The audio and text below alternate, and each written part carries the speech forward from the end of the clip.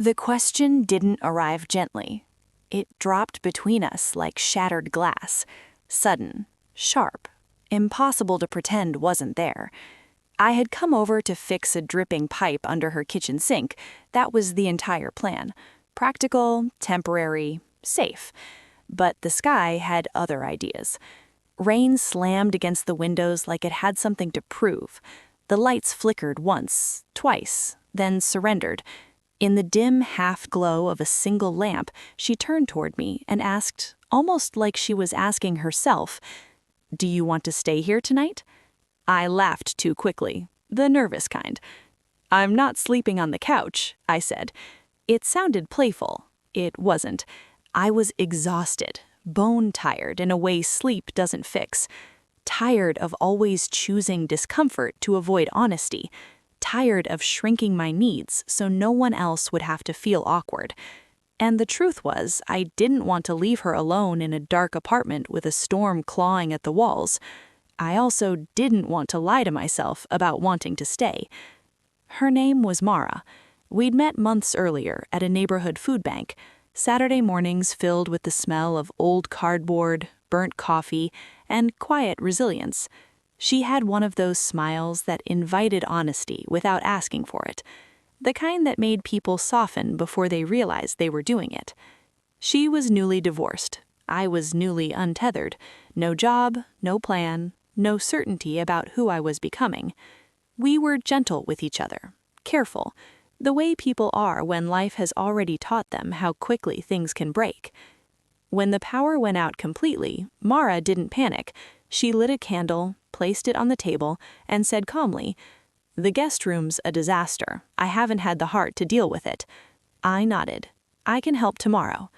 She stood by the window, watching rain slide down the glass like it was carrying something away. "I don't like sleeping alone during storms," she said. No drama, no pressure, just truth. Then quickly, like she was afraid she'd said too much, "I mean, you don't have to." "I know." And then, because I was done hiding behind politeness, I added, "But if I stay, I want to stay honestly." She looked at me for a long moment. The candle wavered. Thunder rolled in the distance. "Okay," she said softly. "Then don't take the couch." Her bedroom wasn't special, no movie magic romance, just clean sheets, a quiet hum of rain, and two women brushing their teeth side by side like it meant something. Because it did. We climbed into bed and stayed carefully apart, an invisible border between us. Respectful, intentional. Neither of us slept. The storm eased. The world narrowed to breath and shadow. After a while, she spoke into the dark. "My mother died last year." I turned my head. "I'm sorry." "She used to hold my hand during storms," Mara said. "Even when I was grown. She'd say, 'We're still here. That's what counts.'" Something loosened inside me.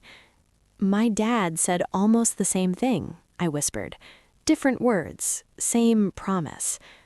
Silence followed, but not the awkward kind, the kind that feels earned.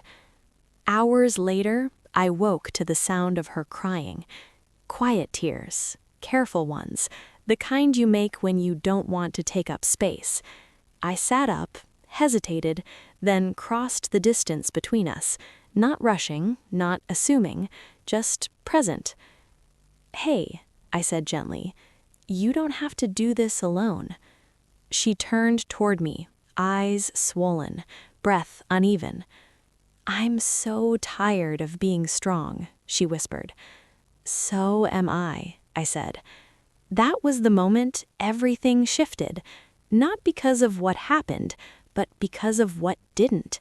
There were no crossed lines, no promises made in the dark, just two people choosing patience over impulse, kindness over fear.